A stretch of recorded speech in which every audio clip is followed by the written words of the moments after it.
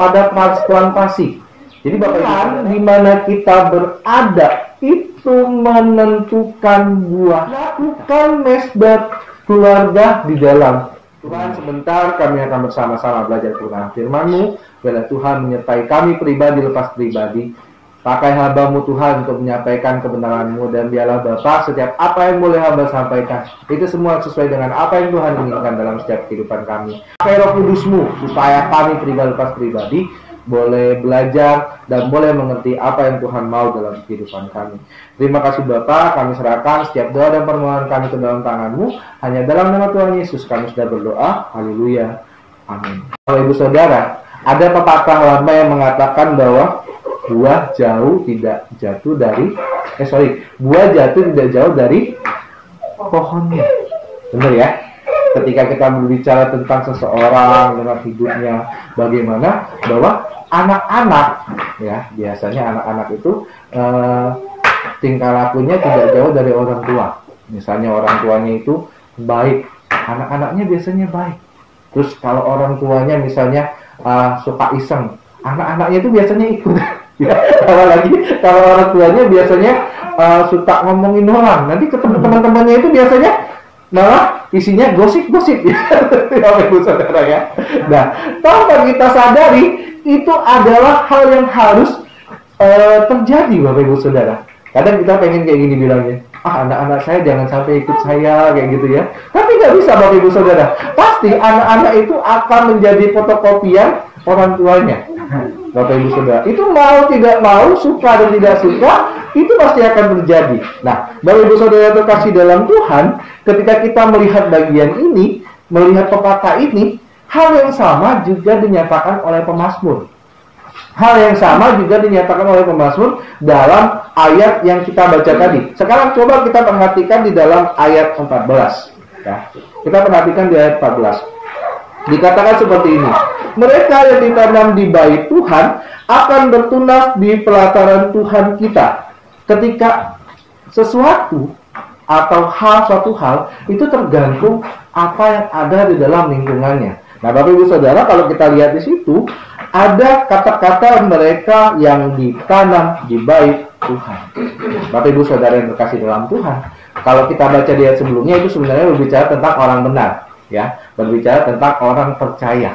Nah, orang percaya itu harusnya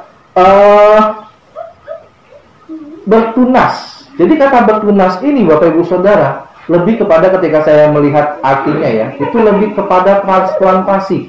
Jadi Bapak Ibu Saudara pernah dengar transplantasi, jadi misalnya ada organ-organ tubuh kita ya yang mungkin tidak berjalan dengan baik, misalnya ginjal, paling sering itu ya ginjal misalnya, kita butuh transplantasi ginjal supaya apa?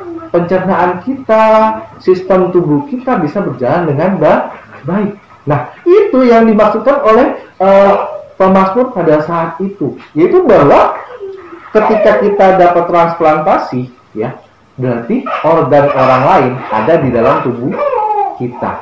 Nah, demikian juga dengan kita yang ditanam di bait Allah. Kita berarti dengan sadar dan dengan tahu kita sendiri, kita harus memiliki sikap-sikap yang dimiliki Tuhan.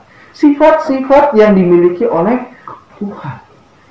Jadi, Bapak Ibu Saudara, ketika Tuhan mengasihi, kita harus mengasihi. Sama kayak transplantasi tadi.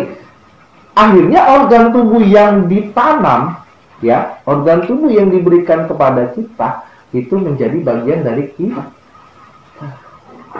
Ya, kalau misalnya ketika bicara transplantasi, pasti itu organ yang baik, ya. Nggak mungkin ya, misalnya kayak gini, ketika ada transplantasi ginjal misalnya, ternyata itu punyanya orang yang setiap hari minum minuman terus. Nggak mungkin ya. Pasti orang itu sehat, berolahraga, setidaknya pencernaannya dan apa yang masuk dalam mulutnya itu baiklah, kayak gitu, maksudnya makanan-makanan yang baik. Nah, Bapak Ibu ya Saudara yang terkasih dalam Tuhan, demikian juga kita di hadapan Tuhan. Kita pasti mengambil hal-hal yang baik dari Tuhan. Nah, itu harus menjadi bagian kita, sama kayak transplantasi tadi. Akhirnya sifat Tuhan itu menjadi milik kita juga, Bapak Ibu Saudara. Jadi yang pertama, kalau kita lihat di sini ya, lingkungan di mana kita berada itu menentukan buah kita. Ketika kita ada di dalam Tuhan, kita dekat pada Tuhan, sifat-sifat Tuhan itu akan ada dalam diri kita. Tetapi kalau kita dekatnya sama setan, akhirnya sifat-sifat setan yang kita adopsi, Bapak Ibu Saudara. Ini suatu hal yang harus kita pahami. Ya, kita harus dekat kepada Tuhan dan memiliki sifat-sifat Tuhan. Dan selanjutnya dikatakan juga bahwa akan bertunas di pelataran Allah kita. Nah, Bapak Ibu Saudara yang terkasih dalam Tuhan, bertunas ini ya, layaknya bunga yang pecah kuncupnya. Saya itu pernah lihat di taman gereja tempat asal saya. Jadi ada sebuah bunga. Jadi bunganya itu kalau dia sudah pecah kuncup, Bapak Ibu Saudara ya, di sekitarnya itu ada bunga yang sama. Saya lupa nama bunganya apa. Saya juga kemarin itu coba cari-cari nggak dapat ya.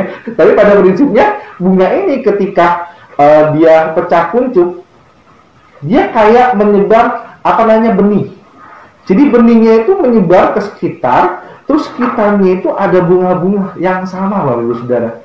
Dan itu Bapak Ibu Saudara, bunga itu paling susah untuk bisa dipaksa untuk tidak tumbuh. Karena dia akan tumbuh, Bapak Ibu Saudara. Nah, saya bayangin ketika kita sebagai orang percaya, ketika kita bertunas ya, kita layaknya bunga ini, kita akan berbuah di lingkungan sekitar kita, di lingkungan yang tepat, Bapak Ibu Saudara. Seperti di bunga ini, bagaimana kita tanpa kita sadari ya, tanpa kita tahu, kita sudah menebar apa yang menjadi buah-buah di hadapan Tuhan. Melalui sifat-sifat yang kita miliki yang sesuai dengan yang ada pada Allah. Jadi Bapak Ibu Saudara, lingkungan yang tepat itu menentukan di mana kita akan bertumbuh, Bapak Ibu Saudara. Ya, jadi mari Bapak Ibu Saudara, kita memiliki lingkungan yang tepat, lingkungan yang bertumbuh, lingkungan yang menjadikan kita semakin dewasa di hadapan Tuhan. Nah, pertanyaannya, lingkungan itu seperti apa, Pak? Apa yang harus kami lakukan? Bapak Ibu Saudara, sekarang coba Bapak Ibu Saudara jawab sendiri di dalam hati. Di rumah sudah ada mesbah keluarga belum? Sudah ada ibadah dalam keluarga belum? Setiap pagi sebelum aktivitas memuji Tuhan, berdoa, terus setelah itu baru aktivitas. Itu yang harus dimulai dulu, Bapak Ibu Saudara. Lakukan mesbah keluarga di dalam rumah. Saya itu Bapak Ibu Saudara ketika pulang ke Palembang, waktu itu saya semester 2 atau semester 3. Saya pulang ke rumah, saya bilang sama orang rumah, kita harus buat mesbah keluarga. Kita harus pagi-pagi baca Alkitab, berdoa, baru aktivitas. Saya paksa itu mereka, Bapak Saudara. Jadi saya paksa supaya mereka melakukan. Tapi Bapak Ibu Saudara, setelah itu hidup keluarga saya luar biasa diberkati Tuhan. Karena kenapa? Adik saya yang dulu kerja di kayak online shop gitu, Bapak Saudara, gajinya itu kecil, Bapak Ibu Saudara, sekitar 1 jutaan lebih cuman. Ketika kami mengadakan itu dan rajin untuk beribadah kepada Tuhan, adik saya itu pindah kerja yang gajinya ya sekarang itu bisa sekitar 4 jutaan, Bapak Ibu Saudara. Hidup keluarga makin diberkati.